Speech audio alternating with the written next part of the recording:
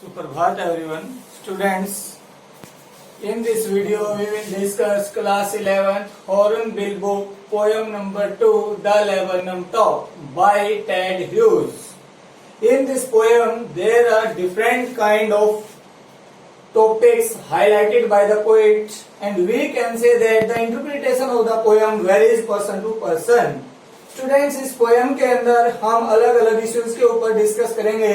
ये पोयम काफी दिखने में तो बिल्कुल इजी सी लगती है, लेकिन अगर हम इसको डीपली थोरोली रीड करते हैं तो इसके अंदर बहुत सारे इश्यूज पोएट ने हाईलाइट किए हैं। टेड ह्यूज एक रोमांटिक था और एक पोएट नेचुरल पोएट था जिसने इन चीजों को हाईलाइट किया है। इसके अंदर जो दो इश्यूज आए हैं, अब इसके अंदर पोएट ने एक तो इंडस्ट्रियलाइजेशन को हाईलाइट किया है कि उस टाइम पे जब इंग्लैंड के अंदर इंडस्ट्रियलाइजेशन आया और इंडस्ट्रियलाइजेशन का क्या effect on the lives of the people था, लोगों की जिंदगी के ऊपर क्या प्रभाव पड़ा, कैसे अफेक्टेड किया, उसके बारे में इसने बताया। एक इस पोयम के अंदर टेड ह्यूज का पर्सनल टच है। क्या है? Personal touch. अब इस पोयम के अंदर टेड ह्यूज ने अपनी खुद की जिंदगी को भी अटैच किया है। उसके जब सिल्विया प्लैथ के साथ शादी हो गई थी और उसके बाद जब उन दोनों का ब्रेकअप हो गया तो उसके कारण उसकी जिंदगी कैसे प्रभावित हुई उसको भी उसने हाईलाइट किया है। और तीसरा जो मुझे सबसे महत्वपूर्ण लगा, इस पोयम के अंदर इंसान की जिंदगी को दिखाया गया है, कैसे इंसान एक सामाजिक जंतु के रूप में, man is a social animal, वो दिखाया गया है। बिना सोसाइटी के, बिना एक दूसरे के हमारी जिंदगी वीरान होती है। उसके अंदर कोई इंटरेस्ट नहीं होता, कोई हैप्पीनेस नहीं होती, कोई और चीज हमारे को ऐसे अट्रैक्टिव नहीं लगती, वो मोनोटोनस होती है, बोरिंग होती है, डल होती है, नीरस होती है। तो इसलिए इसके अंदर हमारे को डिफरेंट इश्यूज मिलेंगे, हम इनको देख लेते हैं। पहला जो पॉइंट है कॉम्प्लीमेंट्री रिलेशनशिप। कॉम्प्लीमेंट्री होता है पूरक, एक चीज दूसरी चीज को पूरा करती है। अब इस धरती के ऊपर कितने जीव जंतु हैं, सारे एक दूसरे को कहीं ना कहीं डायरेक्टली इनडायरेक्टली अफेक्ट करते हैं, प्रभावित करते हैं। इसलिए हमारी जो जिंदगी है या एग्जिस्टेंस है on this earth, that is in complementary relationship. अब जहां पे कॉम्प्लीमेंट्री आ गया, हम एक दूसरे के ऊपर निर्भरता हमारी आ गई, तो उसका मतलब है इकोलॉजिकल बैलेंस। हाँ, इस धरती के ऊपर all the creatures on this earth are interrelated to each other, so it is very important for the human beings to maintain ecological balance. We should respect all the creatures on this earth, otherwise we may endanger our lives also due to the extinction of any species. Third one, laburnum एक symbolism के रूप में है। Laburnum एक पेड़ होता है, golden chain tree, जिसके जो पौधे होते हैं, उसकी शाखाएं होती हैं गोल्डन कलर के, सुनहरी कलर के, उस पे फूल आते हैं और पत्ते उस टाइम पे दिखाए गए हैं due to the autumn season. And symbol of hardships in life, ये जिंदगी के अंदर जो परेशानियां आती हैं उनके सिंबल के रूप में यहाँ पे इसको प्रेजेंट किया गया है। The leaves are turning yellow in autumn, यहाँ पे autumn भी एक चीज का सिंबल है, symbol of our old age, जो हमारी ढलती जिंदगी है उसके सिंबल के रूप में। जैसे ऑटम के अंदर पेड़ पौधों के सारे पत्ते गिर जाते हैं और वो सूखे से हो जाते हैं, डंठल हो जाते हैं, इसी प्रकार बुढ़ापे में इंसान के जो बहुत सारी पावर है, एनर्जी है, वो सेट हो जाती है और वो उनकी तरह निराशा बन जाता है, मोनोटोनस बन जाता है। The seeds have already fallen, और उसके जो बीज हैं वो पहले ही गिर चुके हैं, एनर्जी है जो वो जा चुकी है। Life is a process of exchange and transformation, बहुत ही इंपॉर्टेंट है इस पोएम के हिसाब से।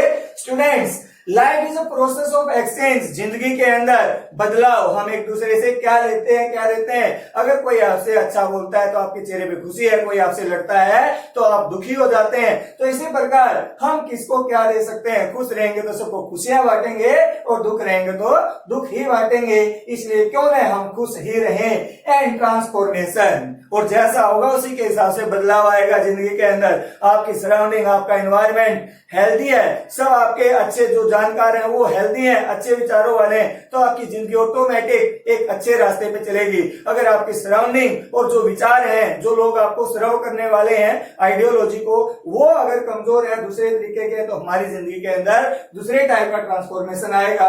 सो it varies from person to person in which direction he would like to take his life. ये एक व्यक्ति, हर एक व्यक्ति के ऊपर निर्भर करता है कि वो अपनी जिंदगी को किस दिशा में ले जाना चाहता है। अगर कोई ऑप्टिमिस्टिक आशावादी है तो वो ऊपर जाएगा, और कोई पेसिमिस्टिक है तो वो नीचे जाएगा। अब ये उसी के ऊपर डिपेंड करता है। Effects of industrialisation. अब इस पोएम के अंदर मैंने आपको बताया कि इंडस्ट्रियलाइजेशन को भी हाईलाइट किया है, उसके हमारी जिंदगी के ऊपर क्या क्या प्रभाव पड़े।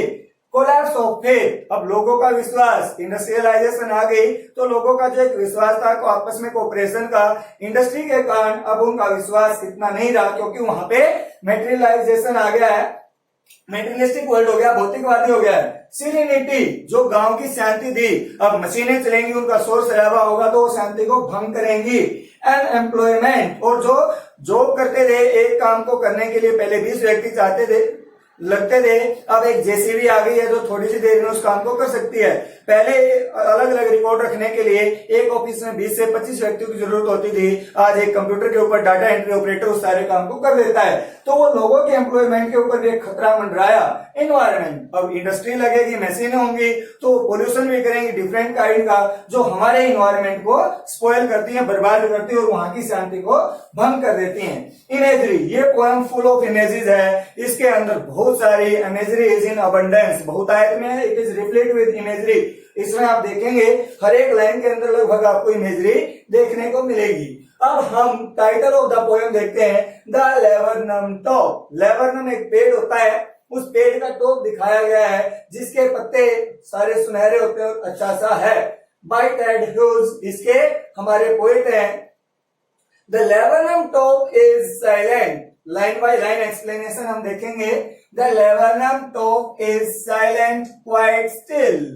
जो लेबरनम का टॉप है, मीन्स ऊपर वाला हिस्सा, आप देखते हैं कोई भी पेड़ होता है उसमें ये होता है, तो ये ऊपर वाला हिस्सा टॉप इज साइलेंट, चुप है, means there is no movement in that particular area. Quite, बिल्कुल शांत है। स्टिल, और कोई मूवमेंट नहीं है, बिल्कुल वहां पे किसी की कोई प्रेजेंस ना होने के कारण जो हमारा लेबरनम टॉप है वो अब अकेला है, निर्जन है, सुनसान है। जैसा पहला ही है कॉम्प्लीमेंट्री रिलेशनशिप, अब तक वो अकेला था, जब हम अकेले रहेंगे तो आपको बताया था मोनोटोनी होती है, बोरियत होती है, निराशा होती है, तो उसी को पहली लाइन में दिखाया गया है कि वो बिना किसी के प्रेजेंस के उसकी क्या कंडीशन है। ऐसे इंसान होएगा जिस दिन आप घर में अकेले और कोई भी व्यक्ति ना हो तो आप देख सकते हैं हम अपने विचार किसके साथ शेयर करें। तो इसी प्रकार यहाँ पे वो अकेलापन महसूस कर रहा है। In the afternoon, yellow September sunlight. अब इन द आफ्टरनून, दोपहर बाद। स्टूडेंट्स वर्ड्स को ध्यान से देखिए क्योंकि हर एक वर्ड बहुत मैटर करता है। आफ्टरनून, दोपहर बाद, और आप जिंदगी को भी डिवाइड कर सकते हैं। जो हमारा चाइल्डहुड होता है वो मॉर्निंग होती है, और उसके बाद जो हमारा यूथ होता है वो नून होता है, और उसके बाद जब हम ओल्ड एज में जाते हैं तो वो आफ्टरनून हो जाता है। तो ओल्ड एज में हमारे जो जवानी है, जोश है, वो सारा ढीला हो जाता है। तो इसी प्रकार ये कहता है इन द आफ्टरनून मीन्स जब उसकी ओल्ड एज की तरफ वो बढ़ता है। येलो सितंबर, और सितंबर के टाइम पे येलो कलर के मीन्स वहां पे ओटम का अराइवल है, और ओटम के कारण जो लीव्स हैं they are turning into yellow, और after being yellow turned yellow the leaves are separated from the trees, वो उससे गिर जाते हैं नीचे, and they are trodden by the people और walking personality from there. In September sunlight, अब S word की रिपीटेशन है इसलिए एलिट्रेशन भी है यहाँ पे। सितंबर के महीने में वो जो सनलाइट है उसमें दिखाया गया है कि वो येलो हो गए हैं, वो थोड़े से फेंटेड हैं, मुरझाए हुए हैं। A few leaves yellowing, कुछ पत्ते जो है वो येलो कलर में कन्वर्ट हो रहे हैं। All its seeds fallen, और इसके जो सारे बीज हैं वो गिर चुके हैं। उसके पास कुछ एक, जैसा कि आपको बताया है, हमारा जो यूथ होता है that is repleted with energy, full हमारे अंदर एनर्जी होती है, लेकिन वो गिर चुकी है in the form of A seeds, उसकी एनर्जी ढल चुकी है। Till the goldfinch comes, जैसे ही उस पे गोल्डफिंच आता है, उसके आते विद ट्विचिंग चिरप, उसका जो मूवमेंट होता है, चिरप उसकी बोलने का तरीका, जो आवाजें निकालते हैं, ट्विचिंग, डिफरेंट मूवमेंट्स में, अ साउंड स्टर्टननेस, एकदम से, अ स्टार्टलमेंट, सरप्राइज, हैरानी, एट अ ब्रांच एंड, एक ब्रांच के कोने के ऊपर उसका जैसे ही वो आगमन होता है, अराइवल होता है, मूवमेंट होता है, then slick as a lizard, फिर ऐसे फास्टली, स्मूथली, जैसे एक लिजार्ड जाती है, एंड अलर्ट एंड एब्रप्ट, एकदम से अलर्ट है, जिज्ञासु, एब्रप्ट, सुपर फास्ट, तेजी से, सी एंटर्स द थिकनेस, वो उसकी गहराई में घुस जाती है। यहाँ पे वो अकेला था, जैसे ही कोई आया, कॉम्प्लीमेंट्री रिलेशनशिप, दूसरे के आते उसके ऊपर, मतलब कुछ चेंज हो गए। हमारे घर में हमारे को कोई कंपनी देने वाला आता है, हम डिस्कशन करते हैं, जोक करते हैं, किडिंग करते हैं, मजाक करते हैं, तो हंसी आती है। इसी प्रकार दूसरे व्यक्ति के आने के कारण इसकी जिंदगी में मूवमेंट स्टार्ट हो गया, उसको एक जिंदगी सी मिल गई है। सी एंटर्स द थिकनेस, वो उस पेड़ की गहराइयों में चली जाती है। एंड मशीन स्टार्ट्स अप, जैसे एक मशीन के अंदर फ्यूल डालने के बाद हम उसको इग्नाइट करते हैं, स्टार्ट करते हैं और वो चल पड़ती है। इसी प्रकार जैसे उसके अंदर ईंधन डल गया हो, जैसे हम भूखे पेट काम नहीं कर सकते, जैसे ही हमारे को भोजन मिलता है और एनर्जी मिलती है, हम वापस उस काम को करने को तैयार हो जाते हैं, ऐसे ही उसके ऊपर गोल्ड फिन्स के आने के कारण वो काम करने को तैयार हो गया है। Thickness and the machine starts up of chitterings, उन different kind of sounds are emitting from there, वहां से आवाजें आ रही हैं, and tremor, कोलाहल, आवाजें, of wings, पंखों की, जो पंख फड़फड़ाते हैं, फ्लटरिंग करते हैं, and trillings, और वहां पे उनका जो मूवमेंट है, the whole tree trembles, पूरा का पूरा पेड़ मूवमेंट करता है, हिलता है, वहां पे खुशी है, झूम उठता है, and thrills, और वो खुशी से डांस करता है, नाचता है। It is the engine of her family, means यहाँ पे जो हमारा लेबरनम टॉप है, गोल्ड फिन्स, उस फैमिली को, वहां पे जो रहने वाले हैं, उनका इंजन है, उनको स्टार्ट करने वाला है।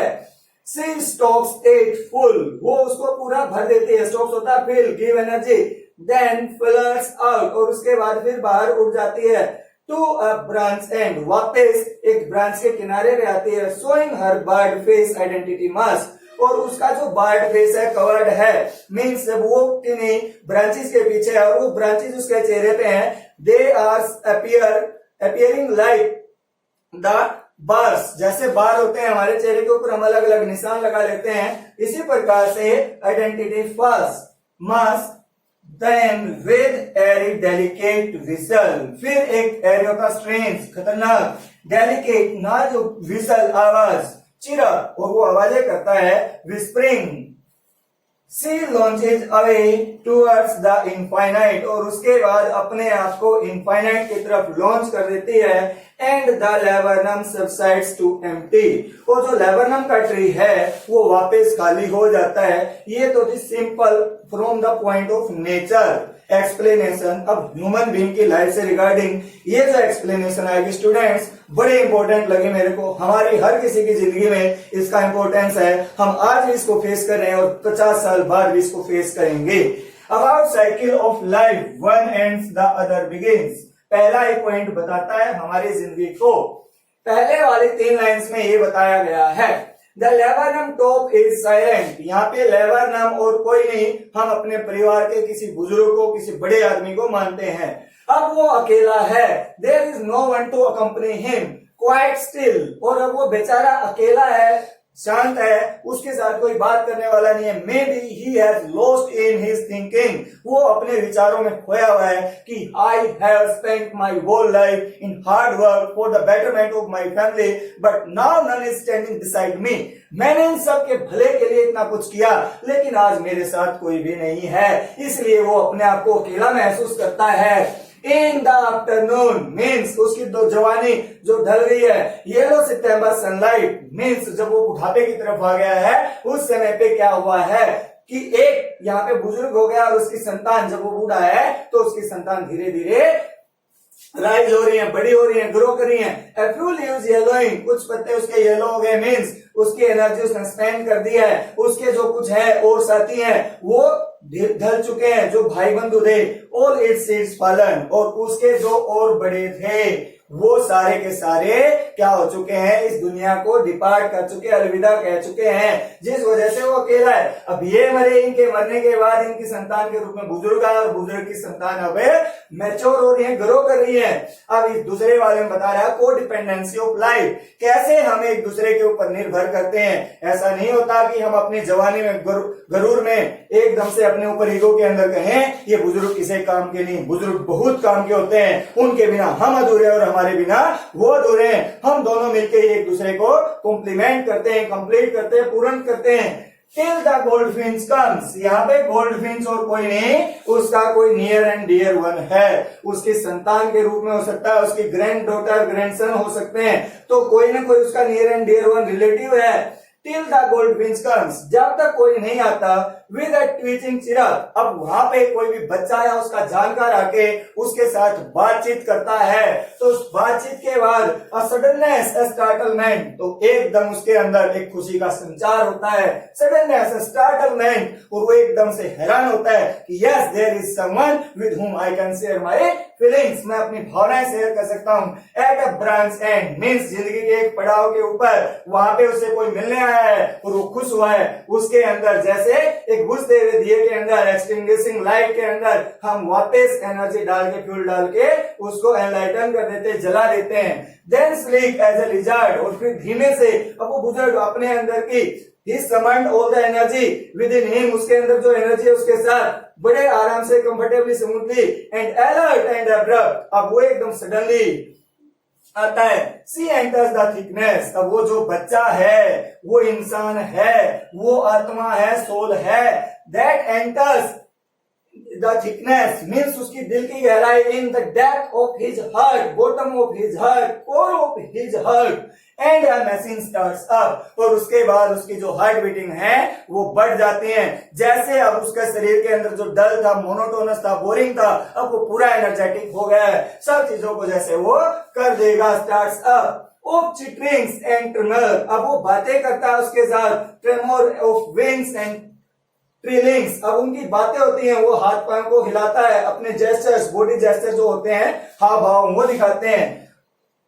The whole tree trembles and thrills, whole tree, अब वो जो बुजुर्ग आदमी है पूरा का पूरा क्या करता है, ट्रेम्बल्स, खुशी से झूम उठता है, थ्रिल्स, और डांस करता है, खुश हो जाता है।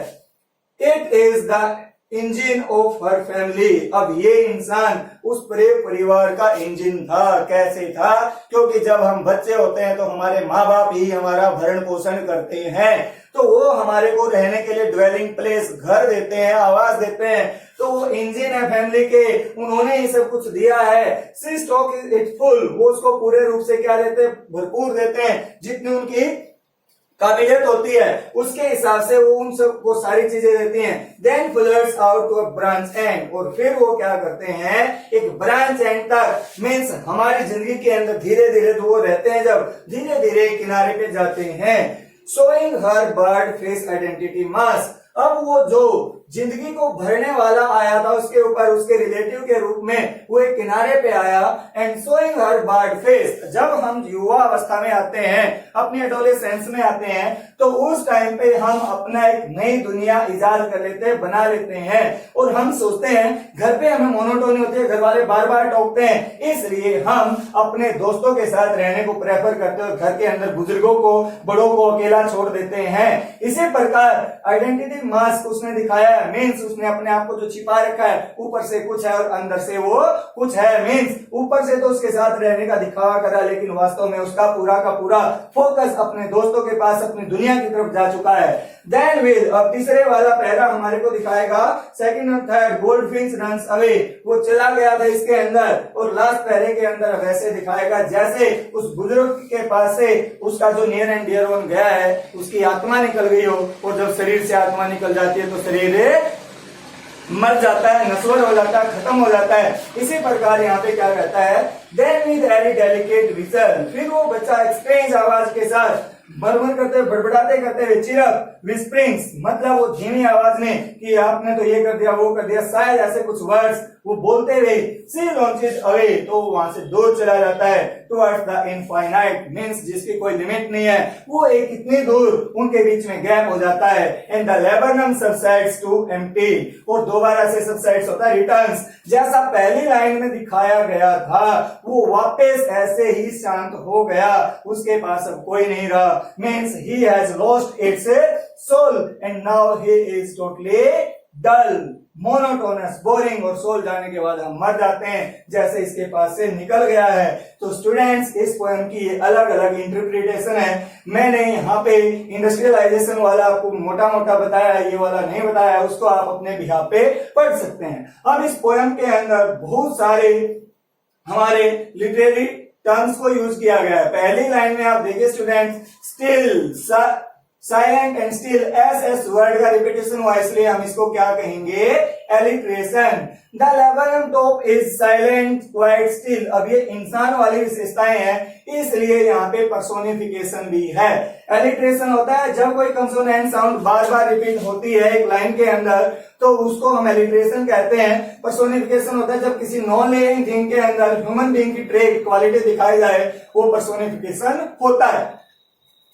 अब दूसरे में देखिए, सितंबर सनलाइट, एस का रिपीटेशन है तो एलिट्रेशन हो गया। उसके बाद यहाँ पे देखिए जो चिरप दिखाया गया है, ओनोमेटोपिया। ओनोमेटोपिया क्या होता है स्टूडेंट, जब कोई वर्ड किसी आवाज के बिहाफ पे बनाया जाए, जैसे कई बार आपने देखा होगा बजिंग जो साउंड होता है वो वाला, हमारे पानी की जो ड्रॉप गिरती है वो वाला, कैट की आवाज होती है म्याऊ की वो वाला म्यू, या चिरप जो उनकी चहचहाने की आवाज होती है उससे जो वर्ड बनता है उसको ओनोमेटोपिया बोलते हैं। अब यहाँ पे अलर्ट एंड एब्रप्ट, एजोनेंस, एक ही वर्ड बार बार यहाँ पे क्या है हमारा कंसोनेंट ना होके वोवल है, अलर्ट एंड एब्रप्ट, ए जब हमारे वोवल की बार बार रिपीटेशन होती है वहां पे हमारा एजोनेंस है, और ये नहीं है भाई। और स्लीक एज लिजर्ड में सिमिली का यूज किया गया है। सिमिली आपको बता रखा है स्टूडेंट्स कि जब हम किसी चीज का कंपैरिजन दूसरी चीज से करें और उसकी कुछ एक ट्रेड्स क्वालिटीज उससे मैच होती हैं जिसमें हमारा लाइक और रह जाए, वहां पे सिमिली होती है।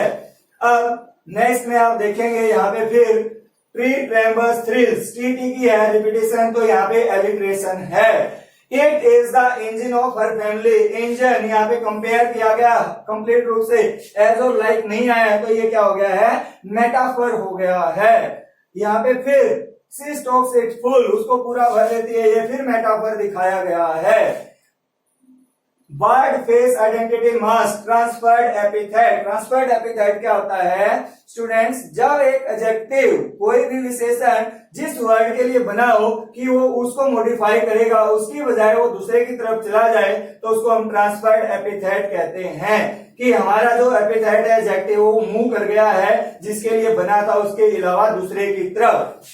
और इसके अंदर फिर है सिर्फ विस्परिंग, विसल और विस्परिंग के अंदर WW है तो एलिट्रेशन हमारा आ गया है। इस प्रकार स्टूडेंट्स हमारे बहुत सारी ये आगे हैं, the laburnum subsides empty, she launches away, ये हमारी कंप्लीट पोएम हुई। इसके अंदर अब ये दो बातें आपको बतानी रह गई स्टूडेंट्स। एनिमल सिंबोलिज्म, ये पूरी पोएम एनिमल सिंबोलिज्म की फॉर्म में पोएट ने लिखी है। एनिमल सिंबोलिज्म क्या होता है, जब किसी एनिमल को एक सिंबल के रूप में रिप्रेजेंट किया जाए उसके हिसाब से फिर वो सारी चीजों को बताए। अब यहाँ पे इसने हमारे सामने किसको, गोल्डफिंच को सिंबोलिज्म के रूप में दिखाया गया कि कैसे उसकी एंट्री कितने चेंजेस ला सकती है। रोमांटिसिज्म क्या होता है स्टूडेंट्स, जब हमारी नेचर की ब्यूटी और क्रिएशन मैन मेड क्रिएशन के ऊपर हैवी नजर आए उसको हम रोमांटिसिज्म कहते हैं। I hope this will help your lot in understanding. और स्टूडेंट्स अब यहाँ पे हमारे को वो शब्द, वो वर्ड, वो कहावत भी प्रूव करती है कि जहां न पहुंचे रवि वहां पहुंचे कवि। मीन्स इतनी गहराई में टेड ह्यूज ने इन वर्ड्स को लिखा है कि इस पोयम का एकदम से ऊपर से हमारे को जो लगता है वो मीनिंग तो है ही नहीं, बल्कि बहुत ज्यादा डीप मीनिंग है जो हमारी लाइफ को काफी अफेक्ट करता है। So thanks students for being a patient listener. Please like and subscribe my channel. Thank you.